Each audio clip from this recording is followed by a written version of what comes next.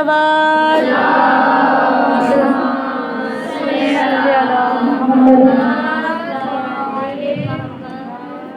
बराए अज़मत इमाम ज़माना बावाज़ बुलंद सलावत। पानी चाहिए। अली औलाद अली सलावत।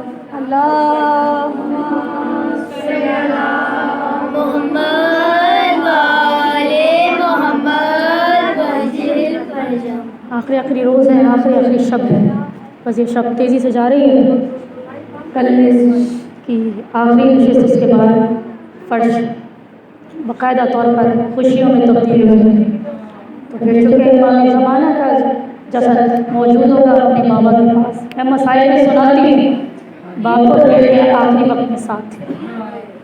तो बुलंद सलावत है ताकि मौला हमारी दुआ को कबूल फरमाए। इको बांध कर दो। अल्लाहुम्मा सल्ली अला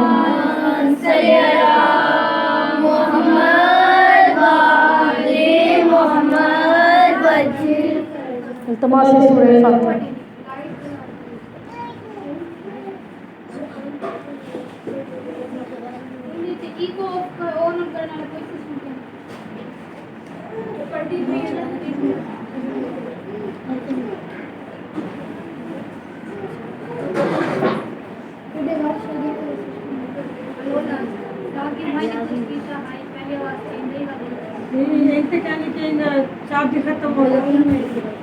बुलंद सलावत।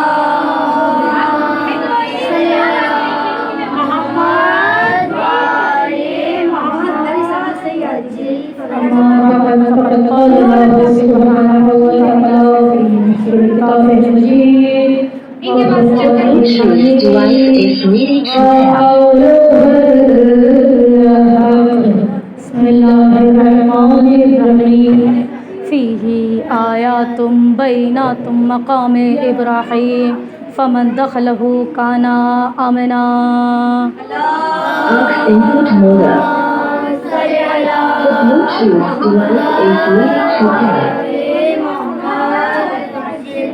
लामहदूद हमदो सताइश उस अली उल के लिए जो अली कबीर है। बहुत तवज्जो, वो सेट होता रहेगा। आप मेरी जाने तवज्जो कर लें।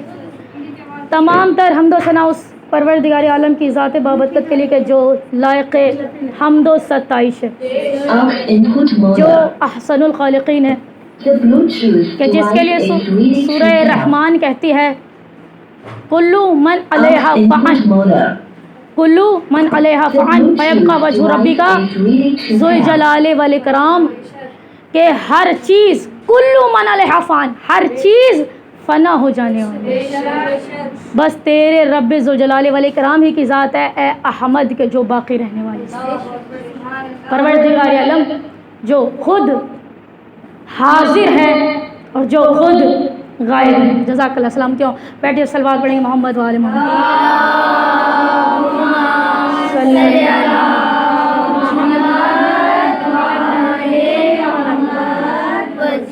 जो खुद ज़ाहिर है, हाजिर है। ज़ाहिर का मतलब जिसका वजूद ज़ाहिर, और जो गायब है यानी ज़ाहिर भी है, ज़ाहिर होने के बाद चूँकि वो हमें नज़र नहीं आता, कल मजलिस में भी मैंने अर्ज़ किया था कि उसको कोई भी नहीं देख सकता, क़यामत में, उसके बाद महशर, उसके बाद अल्लाह सुब्हानहू व तआला की ज़ात को कभी भी कोई नहीं देख सकता, चूँकि वो इन ज़ाहिरी आँखों में समा नहीं सकता, समो नहीं सकता। वो ज़ाहिर है, हाजिर है, मौजूद भी है, ज़ाहिर है, दिखता भी है, लेकिन बहैसियत इंसान, बहैसियत बशर, हमारी इन ज़ाहिरी आँखों में वो नूर समा नहीं सकता। तो परवरदिगार आलम को कोई कभी भी नहीं देख सकता। फिर वो जो जितनी तमाम रिवायतें अहले सुन्नत के किताबों में मौजूद है कि एक वक्त आएगा रोज़े महशर के बाद हम अल्लाह को देख सकेंगे, तो वो देखा ही नहीं जा सकता। अक़लों में अली नहीं आ सकता, तो अली का अल्लाह कैसे आ सकता है? तो परवरदिगार आलम ने अली को अपने जैसा बनाया, तो अपने जैसा वाला समझ में नहीं आ रहा, तो उस जैसा कैसे समझ में? बहुत वजह करेंगे कि इमाम हसन अस्करी अलैहिस्सलाम के बारे में रिवायत पढ़ना चाहती हूँ।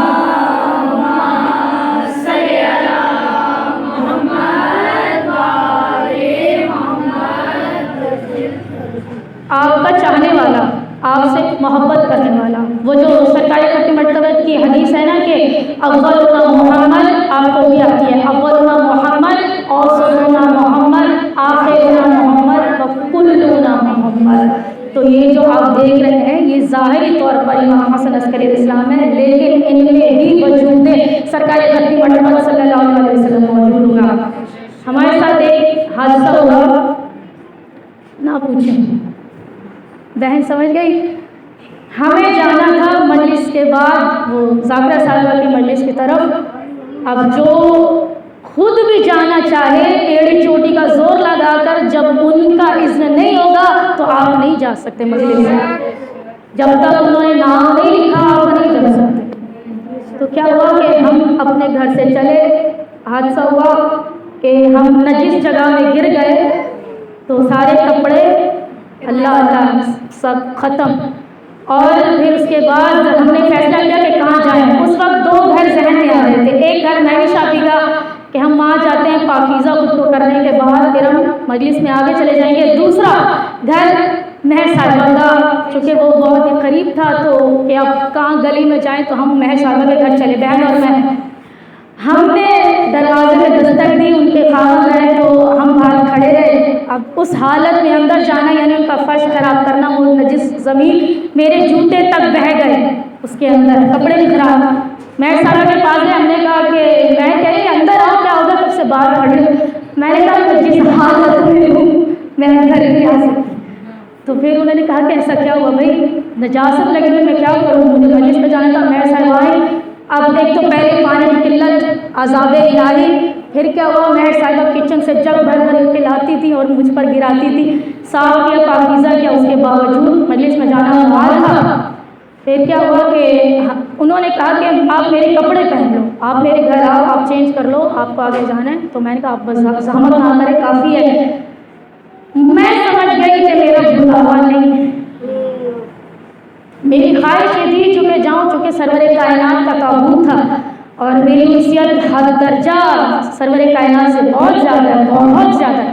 तो मैंने कहा मेरे सर मेरा बुलावा नहीं है, मैं नहीं जा रही, मैं सीधा घर जाना। तो मैं घर आई तो इत्तफाकन अपनी सहेली से बात करी थी, चूँकि वो भी अहले तशय्युअ में से हैं, तो कितनी तैयारी हो गई पेपर की, ये पढ़ा डिस्कशन हो रही थी। तो मैंने कहा आ जाओ मस्जिद में, नहीं वरना आप जाके पढ़। मैंने कहा मुझे जाना था, मेरा बुलावा है। और फिर जब तसव्वुर में आता था कि हर कोई अल्लाह के रसूल का ताबूत उठाएगा और मातम करेगा, तो मैं तो नहीं जा पाई। तो अल्लाह के रसूल ने मुझे बुलाया, मैं बहुत रोई, उसके सामने इतना रोई जिसकी हद नहीं, कि सब मातम करें, सब लिपट के रोने लग रहे हैं घर पे, मेरा नाम अल्लाह के रसूल ने लिखा।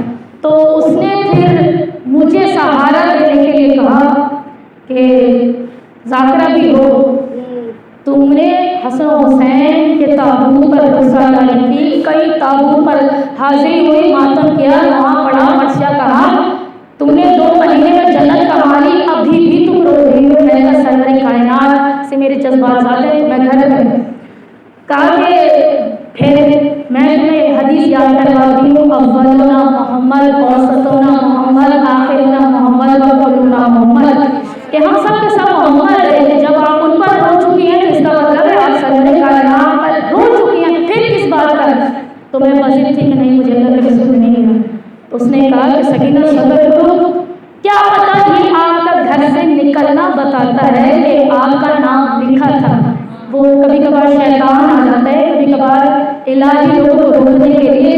मैं यकीन से कहती हूँ तुम्हारी हाजिरी भी हुई होगी, तुम्हारा नाम भी लिखा होगा, तुम नहीं गई तो अल्लाह ने तुम्हारे नाम पर किसी फरिश्ते को भेजा।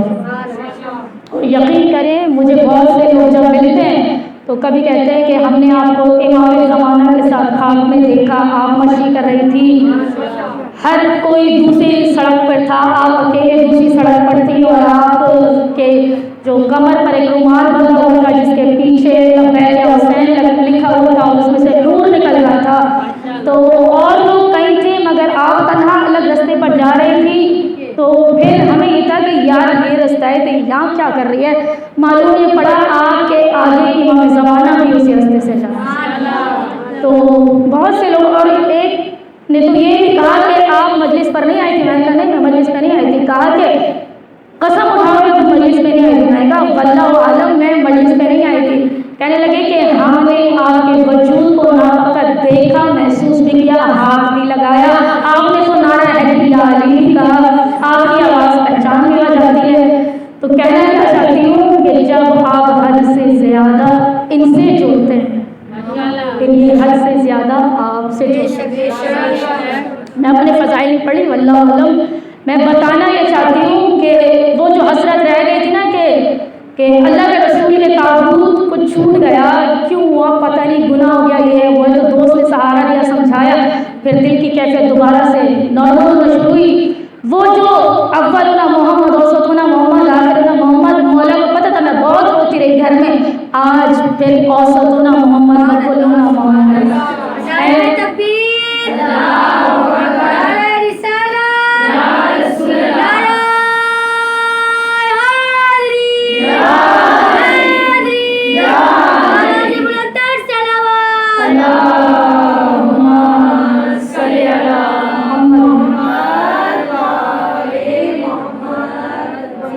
तो हो सकता है मौला को रोना पसंद आया हो कि फिर से जाते जाते फिर आखिरी इमाम से दोबारा उनकी खिदमत में हाजिरी हो गई, फिर उस मोहम्मद का जिक्र होगा। फिर मौला ने मौका दे दिया, फिर से वो महफिल सजा दी, जबकि मुझे मजलिस पढ़नी नहीं थी, लेकिन अचानक से किसी के भी जहन में जुमले का डालना कि आ जाओ कुछ सीख लेते हैं, कुछ सिखा लेते हैं। यानी इमाम ज़माना चाहते हैं कि ये फ़र्ज चूँकि हमसे विदा हो रहा है, तो ये जिक्र आज भी होता रहे।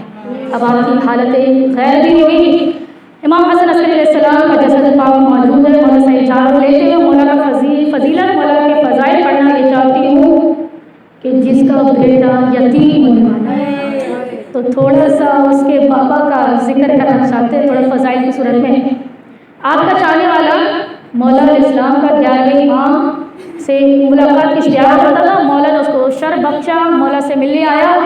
दिल में ये नियत की कि काश मुझे मौला की तरफ से एक नगीना हदिये में मिल जाए। जब मुझे नगीना मिल जाएगा तो थोड़े से पैसे मैं अपनी जेब से जोड़कर मैं अंगूठी बनवाऊंगा और खुद पहनूंगा। तो मौला का दिया हुआ नगीना यानी शर्त का मकाम है। मौला मुझे शर्त अता करे, इससे बड़ी बात क्या होगी। अबू जाफर कहता है कि मैं फिर अगले ही दिन नियत की, मैं फौरन से 11 इमाम की खिदमत में पहुंचा।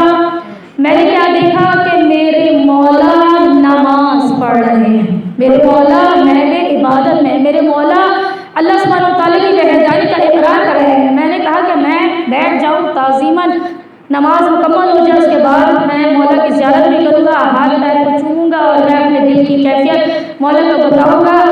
अगर कुछ ना भी मिलेगा, ज़ियारत होगी तो मेरे लिए बहुत बड़ी बात है, बहुत बड़ी सआदत की बात है, ये भी शर्फ कम नहीं है।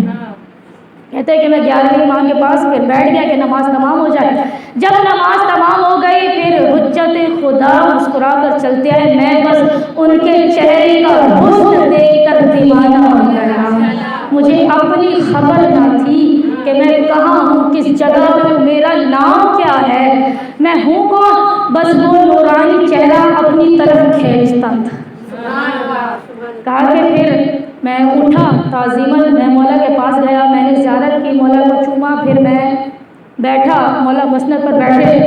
मैंने कहा आका मैं आपकी ज़ियारत करने के लिए आया था। कहते हैं अब मैं घबरा रहा था कि मैं मौला से कैसे मांगूँ कि मुझे नगीना तोहफे की सूरत में चाहिए, हदिये की सूरत में चाहिए, थोड़े से पैसे मिलाकर मैं चांदी लगवाकर अपने हाथों में पहनूंगा, मुझे जब जब देखूंगा मुझे मौला की याद आएगी। और इसलिए भी कि हुज्जत कायम वाले मोहम्मद के बाबा हैं तो उनके बेटे की भी याद ताज़ा रहे, तो ये बहाना है मेरे पास। तो कहा कि अब मैं कैसे कहूँ। मौला अलैहिस्सलाम ने अपने हाथों से अंगूठी को उतारा। कहा कि कैसी लग रही है। कहा मौला आपके हाथों की अंगूठी ज़ीनत है, खूबसूरत है, जिसकी कोई मिस्ल नहीं है, आपके हाथों में है। ऐ वारिस ज़हरा बहुत हसीन है। मौला ने हाथों को आगे किया, कहा कि ले जाओ तुम्हारी है। लेने क्या आए थे? नगीना। लेके क्या गए? पूरी अंगूठी। क्यों? जिसके जद ने हालत रकात में नमाज में ज़कात दे दी, पूरी सल्तनत दे दी, उसी का बेटा है ना। तो क्या लेके? नगीना चाहिए। मौला ने कहा क्या तू नगीने की बातें कर रहा है, चांदी का खर्चा फलानी चीज़ें, अरे खुद फातिमा ज़हरा का बेटा दे रहा है तो ये ले जा। सत्य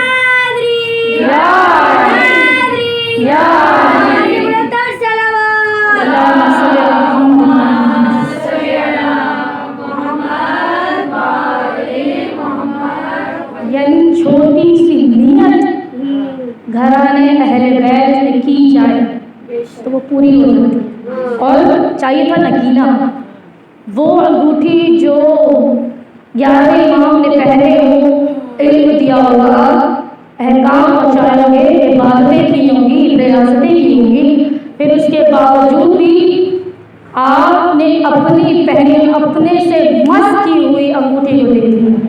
फिर कोई हमसे ना कहे कि हुसैन मौला के पास अगर नहीं जा सकते करबला में तो कपड़े क्यों भिजवाते हो, मस करके लाओ। क्योंकि हमें तो यही पता है कि जो चीज़ उनसे मस हो जाती है वो फिर पाकीज़ा हो जाती है, वो फिर अफजल हो जाती है, वो फिर बुलंद हो जाती है। हमने तो यही इस वाक़े से सीखा।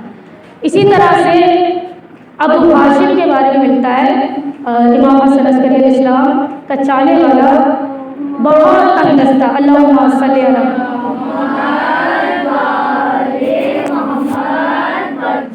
के मौला अलैहिस्सलाम जानते थे चाले वाला है, फिर भी क्या हुआ, हाया महसूस करता था कि मैं अपने मौला से कैसे कहूँ मुझे कुछ पैसा चाहिए, मेरे वक्त का इमाम है तो मैं मांगा वो दे तो देंगे, मगर जब देखे समझिएगा इस जुमले को, जब एक शख्स को ज़रूरत माल होता है तो वो किसी से मांग नहीं सकता क्योंकि वो शर्मिंदा हो जाता है।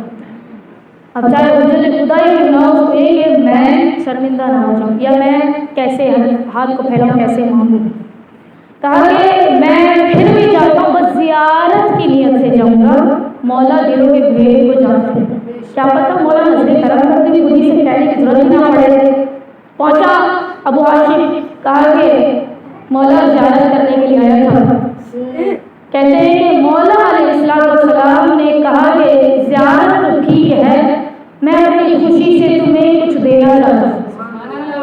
क्या देना चाहते हैं? मौला इस्लाम अपने हुजरे में तशरीफ ले गए, सिक्कों से भरा हुआ थैला उठाया, उसको कहा हाथों को आगे करो। अब वो शर्म कर रहा था कि मौला तो मेरे दिल की बात पता चल गई। मौला फरमा रहे हैं मैं खुशी से दे रहा हूँ, ये तेरी हाजत के लिए नहीं है, ये हसन अस्करी का, वो जो फातिमा का बेटा है ना, वो हसन से सीखा है। बस जूतियां साफ करने पर घोड़े से लगे हुए माल को दे देता है, तो तू इस कोठी पर शर्म कर रहा है? ये तो मैंने कुछ दिया ही नहीं, तुम चाहो तो अर्शो फर्श लिख दूं तुम्हारे नाम पर। कहा मौला इस्लाम काफ़ी है, आप दीदा हो ज़ियारत की, पैसे उठाए चला। कई मौज़ात पेश कर सकती हूँ, गुंजाइश दे रहा हूँ। इसी तरह से मिलता है कि मौला अलैहिस्सलाम ने कई हाजतमंदों की हाजत को रवाई की। कोई अंगूठी के नगीने की नियत से आया, नगीना दे दिया। कोई माल लेने के लिए आया, माल दे दिया। इमाम हसन अस्करी अलैहिस्सलाम को एक शख्स ने, आपका तीसरा चाहने वाला, रिवायत में लिखा कि कैद कर दिया गया। जब वो कैद हुआ तो कहते हैं कि वो इमाम हसन अस्करी अलैहिस्सलाम को खत लिखना चाहता था कि मेरे वक्त के इमाम को मैं कैसे बुलाऊं, मैं किस तरह से, मेरे मौला दूर है, मैं कहाँ हूँ, तो मैं खत लिखता हूँ, दरबार को भेजूंगा कि मेरे मौला को देखे आ जाओ, मैं अपना दुख दर्द लिखूंगा, मेरे मौला फिर सुनेंगे, फिर वो मदद करेंगे। दूसरा सीखने का जुमला फिर हमसे ये भी ना कहा करो अर्जियां क्यों करबला देखते हो। जब गम हद से बढ़ जाता है, इसका मतलब ये है चिट्ठियों में बात लिखकर मौला दूरी क्यों ना हो भेजा जाता है, अपना दुखड़ा पहले बहन को सुनाया जाता है। तो उसने कलम उठाया और कागज़ पे लिखा था, मौला को 11वें इमाम को सलाम किया। सलाम करने के बाद कहा कि मौला आपका चाहने वाला हूँ, कैद कर दिया गया हूँ, मेरा कोई कसूर नहीं है, ऐ मेरे 11वें इमाम आप नजर करम फरमा दे, मौला मेरी रिहाई का बंदोबस्त कर दें, मैं बेकसूर कैद में हूँ। ऐ फातिमा के बेटे, आपको एक ऐसे बीमार का वास्ता है जो कैद खाने में जंजीरों में जकड़ा होता है, मेरी रिहाई का बंदोबस्त फरमा दे। करबला वालों से हर इमाम को बड़ी मोहब्बत है। और क्या हुआ कि ये जब लिखा, ये भी लिखा कि मौला मुझे पता है ये जब खत आपको मिलेगा, आपके पास आएगा, तो आप फौरन ही मेरी रिहाई का बंदोबस्त करेंगे। मौला मैं अपने घर जाऊंगा, तो जब मैं इतने दिनों के बाद घर जाऊंगा तो मेरी बेटियां जब मुझसे मिलेंगी तो मुझसे कहेंगी बाबा वो चिल्लाए हो, तो मेरे पास तो मौला देने के लिए कुछ है नहीं, मैं तोहफे खरीदना चाहता हूँ कि मैं अपनी बेटी के पास जाऊँ, जब उसको सीने से लगाऊंगा तो मैं इनको तारीफ पेश करूँ, गिफ्ट पेश करूँ। तो मौला साहब ही अगर पैसे कुछ मिल जाते तो नजर करम हो जाएगी। चिट्ठी बंद करके आंसुओं में लिपटी हुई भिजवा दी गई, मौला अलैहिस्सलाम को मौसूल हुई। फौरन से मौला ने उसे कहा कि हमारे खत का पैगाम ले जाओ। उसमें मौला ने सिर्फ ये 2 जुमले लिखे, कहा कि ज़ोहर की नमाज पढ़ लेना, बाकी हम पे छोड़ दो। ये जुमला, बस 2 जुमले लिखे। खत उसको मिला, कहा कि मौला ने कहा है ज़ोहर की नमाज पढ़ो, फातिमा का बेटा है खुद ज़ाहिर, छोड़ दो सब। कहते हैं फौरन से जब ज़ाहिर वक्त आया, मैं बेताब था कब सूरज निकलेगा, कब मैं जाकर 2 रकात नमाज पढ़ूंगा, मेरी रिहाई का परवाना मिल जाएगा। कहा कि मैं फौरन नमाज ज़ोहर मैंने बचा लाई, दरबान आया, कहा कि मुबारक हो मेरे रिहाई मिल गई। कहा मैं सजदे में गिर गया, मेरे मौला नजरे करम फरमाई, मैं रिहाई हो गया। रिहा जब हुआ मेरे दिल में एक बात आई, मैंने मौला से पैसों की भी बात की थी कि जब मैं जाऊंगा मेरी बेटियां मुझसे मिलेंगी, गले लगेंगी, तो मुझसे कुछ मांगेंगी, तो मेरे तो हालात जेब खाली है, तो मैं क्या दूंगा। कहा कि इंशाल्लाह आगे चलता हूँ, मेरा मौला रास्ता दिखाएगा। एक सहरा से गुजर हुआ, कहा कि घुड़सवार आ रहा था, जुल्फे उड़ती हुई तुंदी और तेजी से चला आ रहा था, मुझे मेरे नाम से पुकारा, कहा कि ठहरो, पैसे चाहिए। मुड़ के देखा, कहा हाँ चाहिए। आठों ने कहा कि मैं उसी इमाम का मेहदी बेटा हूँ, तुमने मेरे बाबा को बुलाया, मेरे बाबा ने कहा क्या ऐसे खैरों को अमानत दूँ जिसका कोई भरोसा नहीं ना हो, खुद तेरा बाप करवाया और उनके लिए पैसे देने के लिए नारे हैदरी अल्लाह हैदरी इमाम हसन अस्करी की शान पे बावाज़े बुलंद कर सलावत अल्लाह सल्ले नारे तकबीर अल्लाह नारे रिसालत या रसूल मेरे नारे हैदरी हैदरी बावाज़े बुलंद कर सलावत अल्लाह सल्ले हर मैदान हर वक्त बहुत कुछ अभी भी पढ़ सकते लेकिन वक्त गुजारिश देखा कि जब इमाम हसन अस्करी इस्लाम का नाम लिया गया मौला ने हर मकाम पर अपने बेटे को याद रखा हर मकाम पर अपने बेटे को सआदत दी ज़ियारतों के मुख्तलिफ वाक़या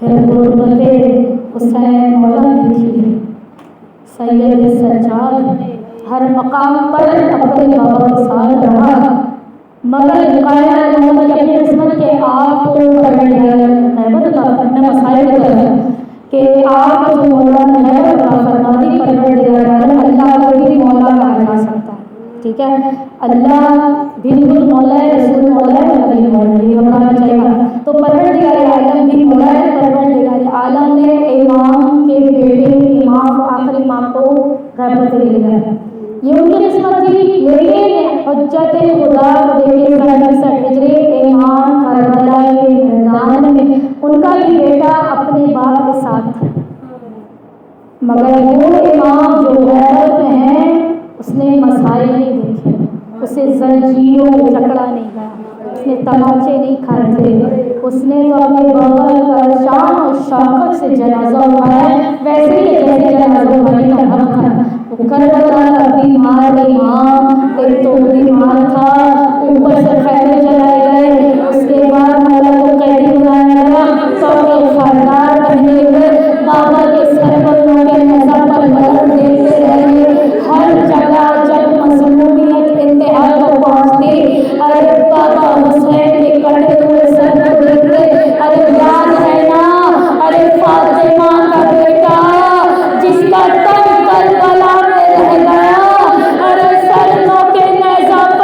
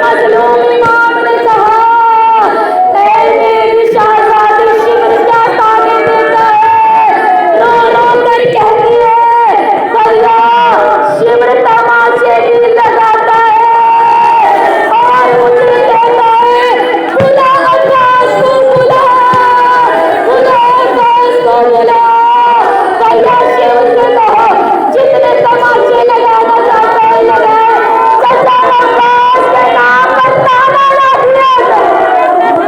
असद वाला चचा अब्बास के नाम पर ताला ना दिया जाए। हाय हमारे प्यारे माँ मजलूम हो गए, हमारे मौला इस दुनिया से जा रहे हैं। फातिमा ज़हरा के घराने का आखिरी